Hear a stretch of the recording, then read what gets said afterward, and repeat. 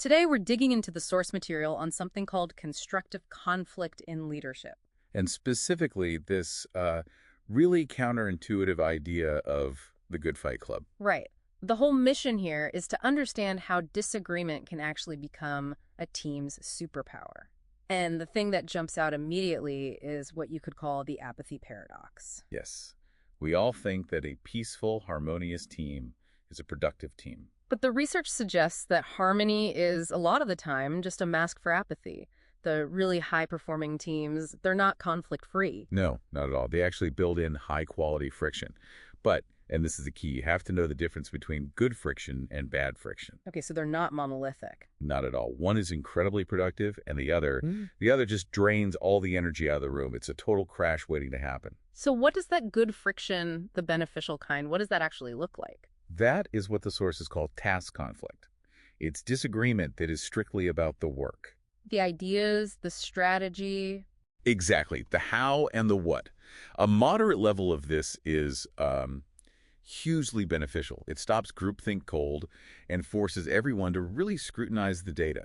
It's like an immune system for bad ideas. That's a great way to put it. Oh. And it leads to much higher creativity. And the bad one, the friction we all instinctively fear. That's relationship conflict. That's the personal stuff. It's about personality clashes, animosity. Hugo. All ego. And it's disastrous because all your brain power goes into defending yourself instead of solving the problem. The data is super clear on that. The meta-analyses you shared. Yeah, across tech, healthcare, you name it. High relationship conflict always tanks performance. The trick is to keep those two things completely separate. Okay, so this is where it gets really interesting for me. If task conflict is the goal, how do you stop that good, healthy debate from turning personal? We've all been there. Oh, absolutely. I think we've all been the prosecutor on a bad Monday. Well, the source material argues that the answer is adopting what they call the scientist mindset. Right. So when teams can't handle disagreement well, people usually fall into one of three modes. There's the preacher, who's just defending their sacred beliefs. The prosecutor, who just wants to win the argument and prove you wrong. And the politician, who's just looking for approval. They'll sacrifice the right answer to be popular. Right. And the scientist is the antidote to all of that. Exactly. The scientist treats their beliefs not as truths, but as hypotheses. They're just things to be tested. It demands what the sources call confident humility. You have to know your stuff, but be genuinely open to being wrong. When you frame it that way, a disagreement stops being an attack and starts being a learning opportunity. The personal risk just plummets. You know, it's interesting. The sources also point out this is often a developmental skill. It doesn't just appear. Which brings us to this concept of the wobble. I love this idea. It suggests that a lot of highly creative people grew up in homes that were tense but secure. Meaning there were arguments, there were clashing views. But the underlying relationship was never in question. That emotional security was absolute.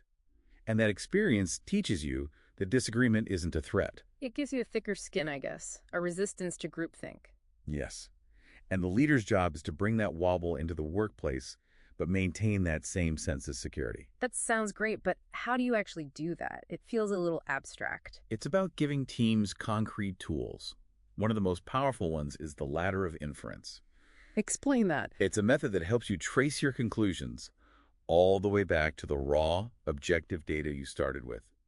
It forces you to check your assumptions. So you can see if you're actually arguing about the work or if you're arguing about some distorted story you've told yourself about your colleagues' motives. Precisely. And a leader also has to normalize the discomfort.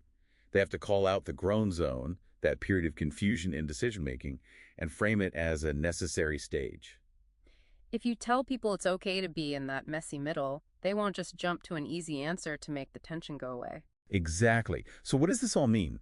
I think the deep dive confirms that to really thrive, you have to actively decouple the ego from the idea. High-performing teams find a way to institutionalize that scientist mindset. They keep relationship conflict low so they can have intense, idea-based debate early and often. That's the architecture of real innovation. Okay, here's a final provocative thought for you from the material, a really practical tactic. Next time you're in a really entrenched disagreement, stop arguing about why someone believes their proposal is right. And instead, argue about how it would actually work in practice. That simple shift forces a really rigorous look at the gaps in thinking, and it often opens the door to completely different and better solutions.